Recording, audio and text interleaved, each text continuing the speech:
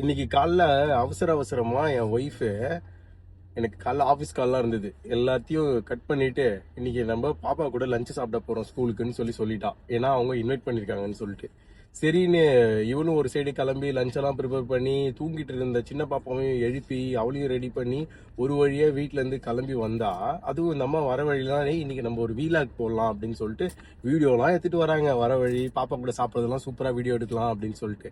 ஆனா அங்க நடந்த சம்பவமே வேற.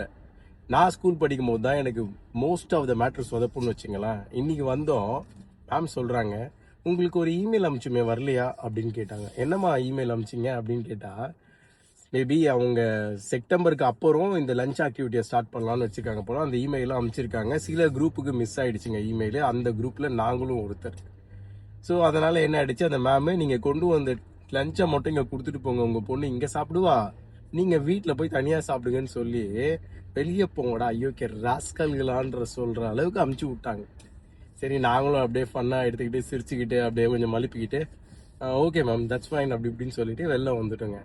ஸோ இப்போ என்ன காமெடினா, இந்த அம்மா லஞ்சு பண்ணது கூட மேட்ரு கிடையாது. ஆனா வரும்போது வீலாக் போடலான்னு எடுத்த வீடியோலாம் என்ன பண்ண போறாங்கன்னு தெரியல, பார்ப்போம்.